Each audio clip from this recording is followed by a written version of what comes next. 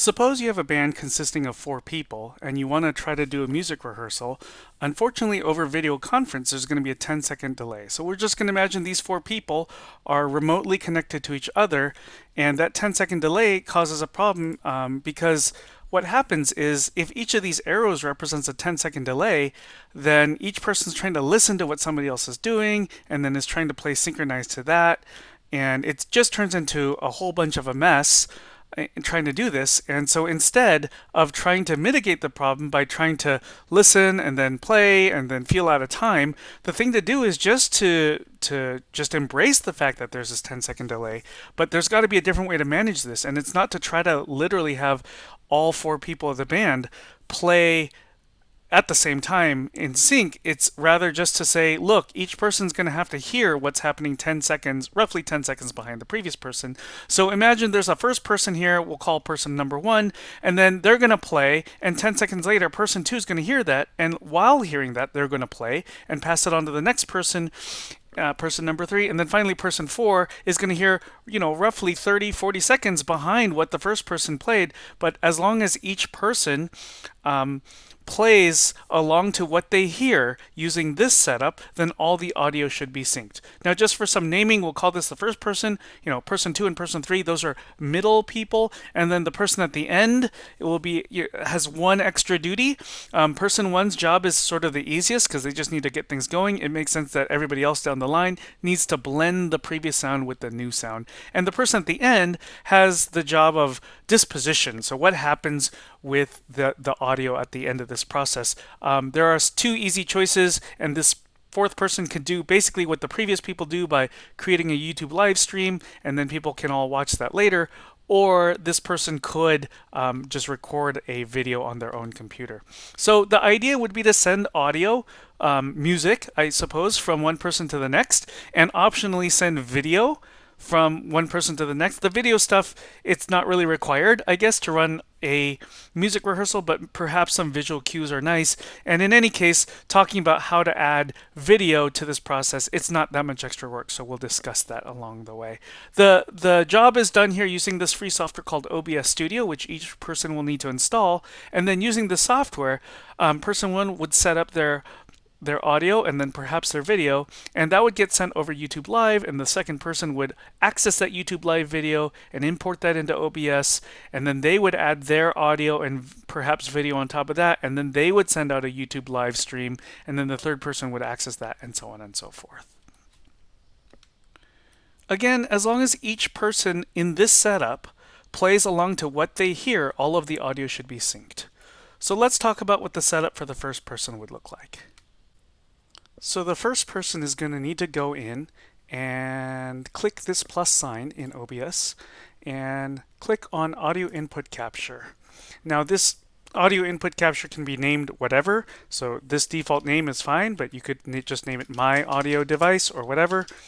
It doesn't really matter. And on the next screen, you have to select a device that's on your computer. If you're a vocalist, I guess you'd be selecting a microphone. And you could use a built-in microphone. That's going to be your cheapest option. In my case, that would be called the Realtek High Def Audio SST. But your list is going to look different based on what you have. I happen to have a digital keyboard connected to a Lexicon Alpha by USB, so I'll go ahead and select that device in my case. And then if I play it, you'll see that as I play, it's a little bit too loud. So let me just take that gain down a little bit because you notice it's going into the red. So I'll just take this and then just slide that just a little bit like this. Try playing again. That maybe is still just a little too loud.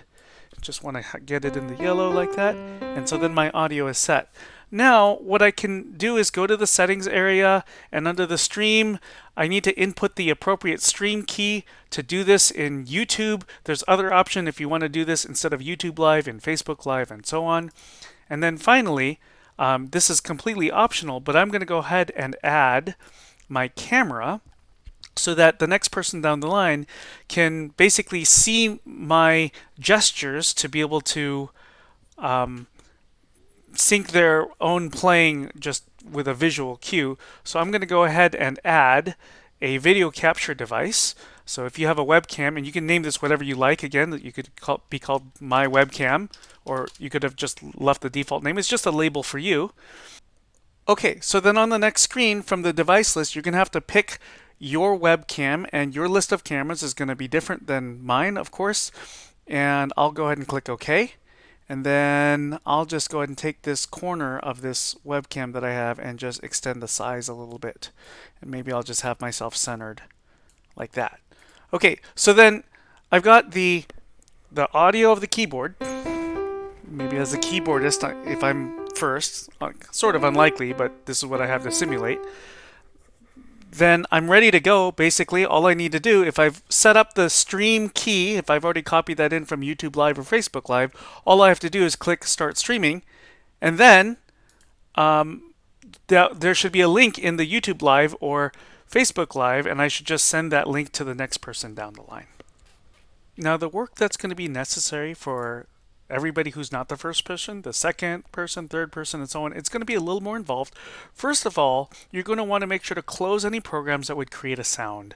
That is, perhaps you typically have your email open, but if an email comes in and that's going to create an email notification, you're probably not going to want that sound. So close that. It's not so important for the first person. What we're going to do, though, is we're going to take the audio that would normally come out of the speakers or perhaps the headphones of your computer, and that should be part of the sound. And the way to do this is, well, I don't have a YouTube live stream to work off of, so what I found was just a YouTube video, right? And this is a copyright safe song that I found online on YouTube. And so you have to imagine, right now, let's just pretend we're the second person, and we got a link from the first person for their YouTube live stream. But since I don't have that, I'm just going to play this video, which happens to have music in it. Good, so that's playing. And let me just lower the volume a little bit on this. Okay, so this is playing sort of in the background.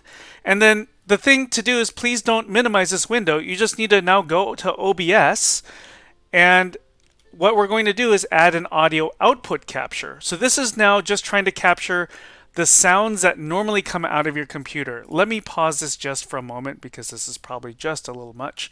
So we're going to add an audio output capture.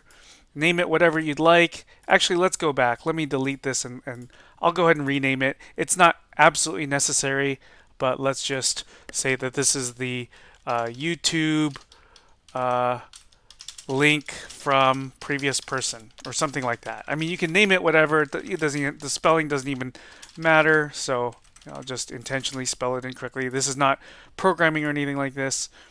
And then we're going to need to select the specific device from which you are normally listening to audio on your computer. In my case, that is going to be the speakers, the Realtek high def. So I'm going to select that. And well, right now nothing's coming through. It's because I've paused this. So let me replay this video in the background. Okay, so I rewound the video to the beginning and hit play. What I need to do though is, I don't just want this audio, maybe I'll lower the gain on it a little bit. I don't want just this audio in my YouTube live stream that I'm going to create. I need to add my device. So I'll go ahead, and this is my piano again, and I could just name it whatever I'd like to. I'm going to select my Lexicon Alpha again, just like I did for the first person. And if I play, and maybe I will lower the gain on that and start over.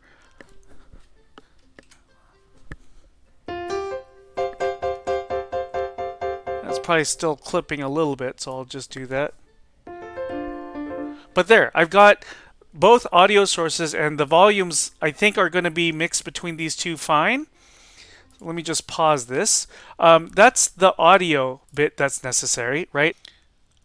Okay, if I'd like to, I can also capture a window, and perhaps what I want to do is take previous person's visual. And okay, so I've got to select a specific window, and I could select the YouTube video. And what if I hold down the cropping key, which is the Alt key, I can drag in these edges because there are pieces of the web browser that I don't want. It's going to be critical here to not minimize the window. And I could just have this occupy a certain portion of the screen. So that way, when I go back and play, and then I can play with it. And then perhaps what I want to do, let me pause this and add one more thing. Perhaps it's going to be helpful to add, going back to OBS. So I've got two pieces of audio, right? It's the point is I have the audio from the previous person, and then I have my audio that I'm adding that I labeled piano. I have the video from the previous person, and then I could add my own video capture device. I can add my own webcam here. So I won't bother naming it. Okay, so this is what we get by selecting my webcam. In this case is the C920 by Logitech, and I'll click OK. And where that's located within the video, I don't like that because it's covering the other person's video. So you'd have to kind of organize this on screen. So this is what the next person down the line is going to see. So maybe now it's a little strange for me to be hitting play and not hitting play.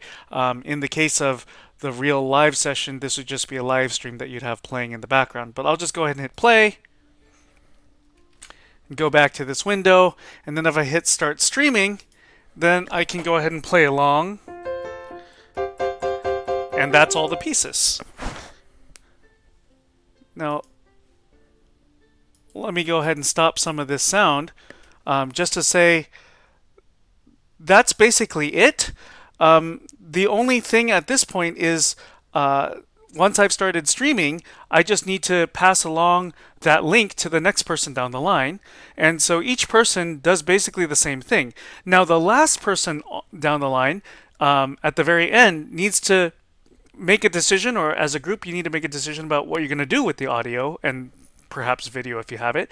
And that person could also stream to YouTube Live. And then when the stream is ended, there will be a video there that you can all watch. Or that person can hit start recording and it'll just create a video on that person's computer. Or that last person can hit both of the buttons as well. As you're doing this process throughout, you may want to just check your privacy settings and make sure that perhaps your YouTube Live video is a private link, or is, I guess it's called an unlisted link, so that only somebody who has the link can watch. And you'd probably only want to trust your fellow bandmates with that. If you're doing this using Facebook live streaming instead of YouTube live streaming, perhaps you create yourself a special privacy settings group and then only stream to that privacy group. That's basically the whole process. So the first person sends audio and possibly video along in YouTube Live through OBS. And then the second, third, and fourth person, and so on and down the line, what happens is that person needs to mesh the audio from the previous person with new audio, and then possibly take the video from the previous person and tack in new video. And the band members would just need to communicate with each other using other means. Perhaps you have a group text going on, or a Facebook group message, some kind of video conferencing off to the side, or something like that. If you use something like Zoom, you just be unmuting, I guess, to talk about where you want to start again, or something like that. You just unmute when you're not doing the actual music rehearsal stuff. And then just regarding the audio stuff that's going on, it's a little tricky. Think of it like connecting one mixer into another, and so on. So you may need to ask the person before you in the chain to adjust the relative volumes of the two audio sources. Think of it as some kind of sound check that has to occur. All right, happy rehearsing.